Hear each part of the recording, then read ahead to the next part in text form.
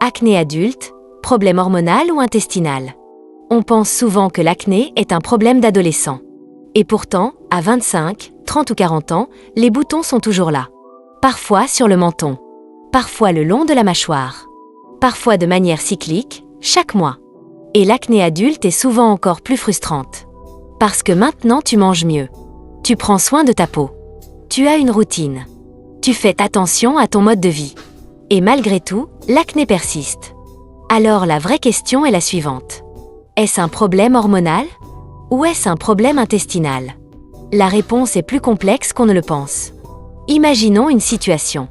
Claire a 34 ans. Elle n'avait presque pas d'acné adolescente. Mais depuis quelques années, des boutons inflammatoires apparaissent régulièrement, surtout avant ses règles. Elle change de produit. Elle teste de nouvelles crèmes. Elle réduit les produits laitiers.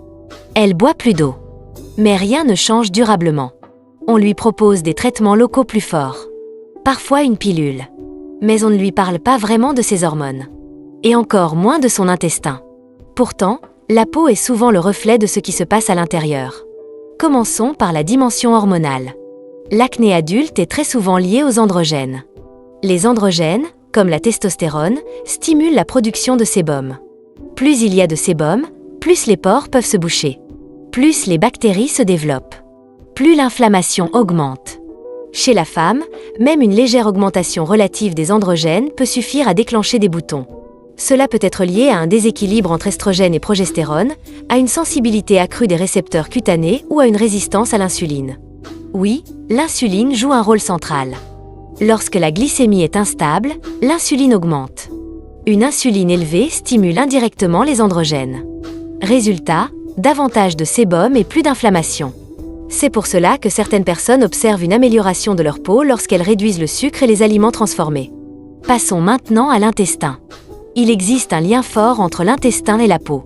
On parle d'axe intestin-peau. Ton intestin contient des milliards de bactéries.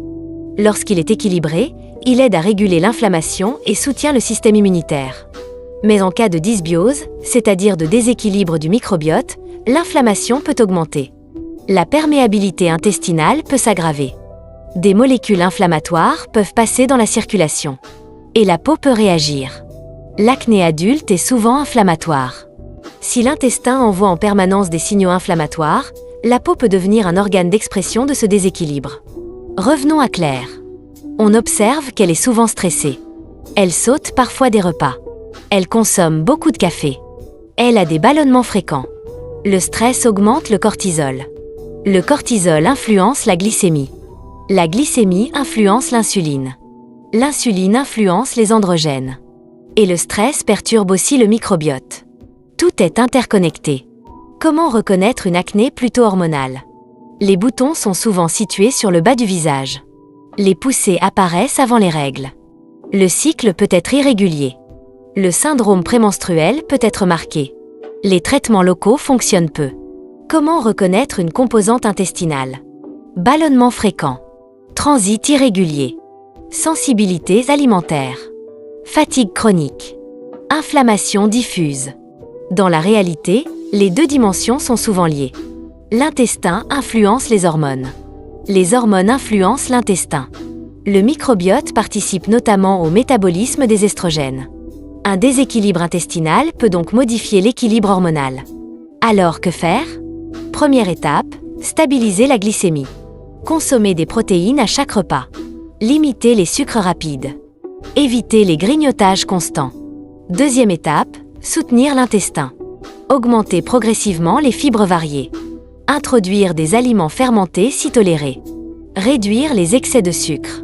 Troisième étape, soutenir le foie. Le foie métabolise les hormones.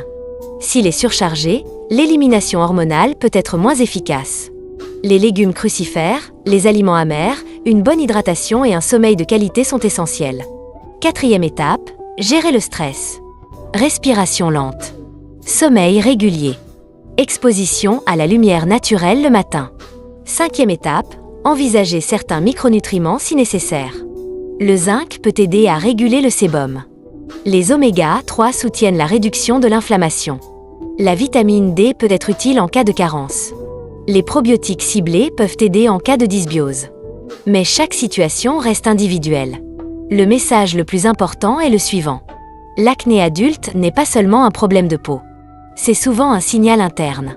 Traiter uniquement la surface revient à ignorer la cause profonde. La question n'est pas seulement quelle crème utiliser. La vraie question est, que se passe-t-il à l'intérieur de ton corps ? Ta peau n'est pas séparée de ton métabolisme. Elle en est le reflet.